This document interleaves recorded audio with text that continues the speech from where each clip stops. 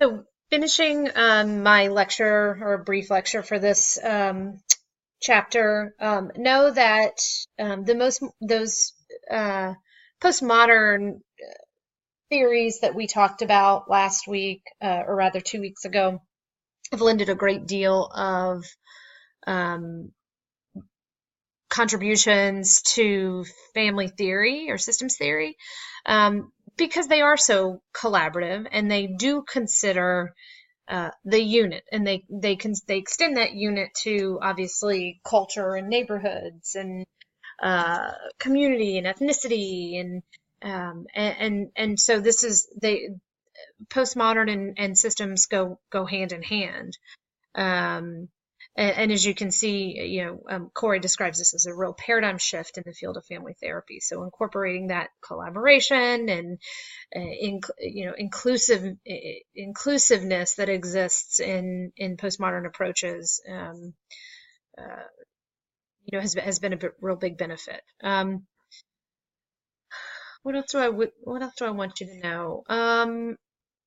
So what's important to know from a diversity perspective, although I just went on and on about how systems lends itself to diversity and being culturally competent, the limitations are predominantly on us as a clinician. So if we assume that we know how a family should be defined and described, and if we assume rules and norms within a family, and anything deviating from our assumptions is dysfunctional, then we're not doing our clients we're doing them a disservice, and we're not acting ethically. And so we can't assume that we know universalities in family dynamics. We can't assume that. And then also making sure that you are aware of those cultural norms that the family has. So making sure that you do your work and you figure out what are the healthy rules and norms of that family outside of your assumptions. And then, so this last bullet point here kind of goes to what I talked about, making sure that we're not identifying, and that goes to even using language and defining what we think traditional families should look like and should be called, which is why I mentioned that I've left out the word marriage, and really just sort of referred to families as a unit, or couples, and really just not assumed to label or define something from this sort of nuclear or traditional language. I think that's important. Contributions for systems. Well, gosh, where do you start? I think you would be hard pressed. Like I said, most postmodern approaches do take into account the system and the culture and the unit, and so coming at counseling, or viewing counseling as it's not just one person who's causing this dysfunction, or is the dysfunction exists only within that individual and is divorced from their upbringing, their culture, their family, their generations, their pattern of communication and dysfunction. We can't do that. We can't divorce an individual from everything that exists around them. It's pathologizing to blame a person for any sort of familial dysfunction, or blame a person for their soul dysfunction. And so that's a huge shift. That's a huge change. And imagine, so in my work in addictions, this is incredibly important.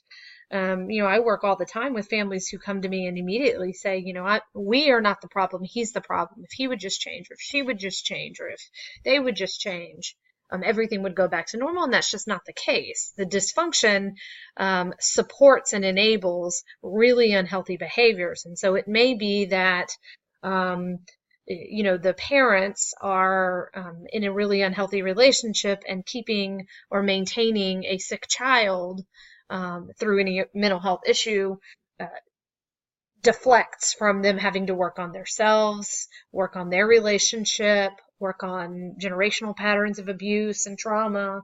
And so keeping a person or keeping this unhealthy pattern or balance continuing benefits the unit and certainly benefits the individuals who don't really know how to or want to work on their own issues and concerns. So I see this pretty regularly in my work. And making sure that we have to make sure that while we don't want to just label one individual as being sort of the identified client or the identified patient, that's sort of a common term that's thrown around.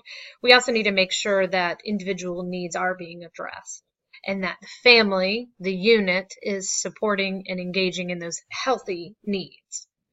And so that's it. I do want to point out, though, on page 413 of your textbook, there's these bullet points that can help you or can sort of guide an assessment process from a systems approach. And so looking at what each family member's roles are, what do they bring what are they coming to the counseling sessions for? Are they there just because they're being coerced or they're being forced, or do they want to be there? Do they have different goals? Does one family member have one set of goals for the counseling sessions and the other ones have different goals? How are they identified? So the second bullet point speaks to differentiation of self. Goals. What are their goals collectively? What are their goals individually?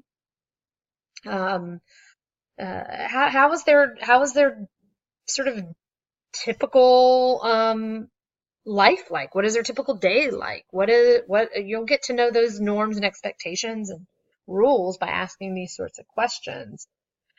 How do children in their unit respond to parents? Do they respond as authority figures? Are they collaborative? Is there flexible and clear boundaries, or are their boundaries inflexible and rigid?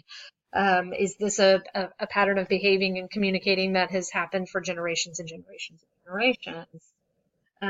What is the culture of the family, of course? A lot of this can be asked while you're doing a genogram and doing your assessments.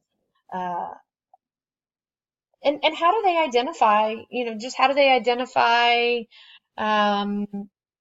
each of their roles? How do they identify do they appreciate their roles? Do they feel oppressed? Do they feel stifled? Do the children feel heard? These questions are great, and talking about these in your assessment process is going to be necessary for you to get a handle on what the family is like. So I think that's it for now.